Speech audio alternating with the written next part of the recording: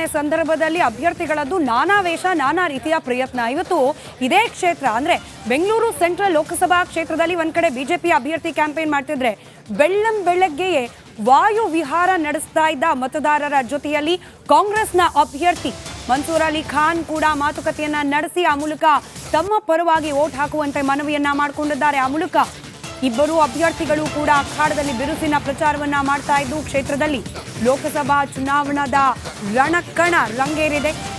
2 ಅವಧಿಗೆ ಪಿಸಿ ಮೋಹನ್ ಅವರು ಈಗ ಆಲ್ರೆಡಿ ಬ್ಯಾಕ್ ಟು ಬ್ಯಾಕ್ ಗೆದ್ದಿದ್ದಾರೆ. ಆದರೆ ಅವರಿಂದ ಯಾವುದೇ ರೀತಿಯ ಪರ್ಫಾರ್ಮೆನ್ಸ್ ಹೊರಗೆ ಬಂದಿಲ್ಲ.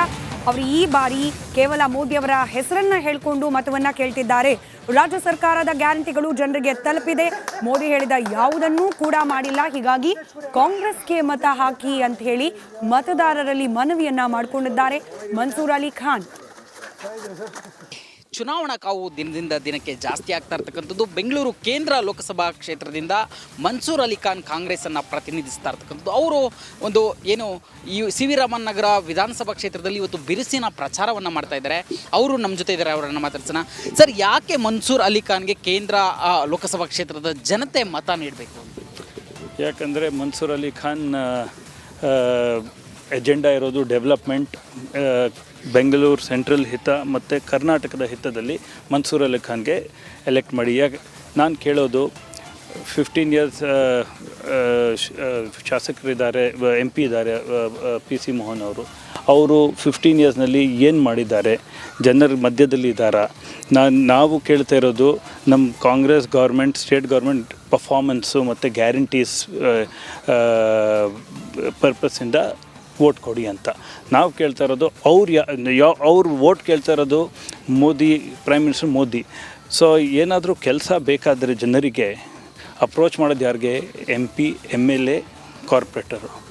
ಅವ್ರ ಪರ್ಫಾರ್ಮೆನ್ಸ್ ಒಳ್ಳೆದಿದ್ದರೆ ನಾನು ಇಷ್ಟು ಕೆಲಸ ಮಾಡಿದ್ದೀನಿ, 1 2 3 4 ಇಷ್ಟು ಕೆಲಸ ಮಾಡಿದ್ದೀನಿ ಜನರಿಗೆ ತಲುಪಿಸೋದು ಹೇಳ್ತಾಯಿದ್ರು.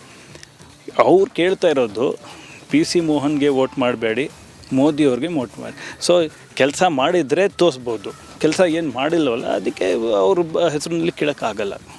ಸರ್, ಮತ್ತೊಂದು ವಿಚಾರ ಏನಂತಂದರೆ, ಇಲ್ಲಿ ರಾಜ್ಯ ಸರ್ಕಾರದ ಗ್ಯಾರಂಟಿನ ಅಥವಾ ಮೋದಿ ಗ್ಯಾರಂಟಿನ ಅಂತ ಹೇಳ್ತಾ ಇದ್ದಾರೆ. ನೀವು ಕ್ಷೇತ್ರ ಸುತ್ತಾ ಇದ್ದೀರಿ, ಏನು ಅನಿಸ್ತಾ ಇದೆ? ಜನಗಳ ಮನಸ್ಥಿತಿ ಯಾವ ರೀತಿ ಇದೆ?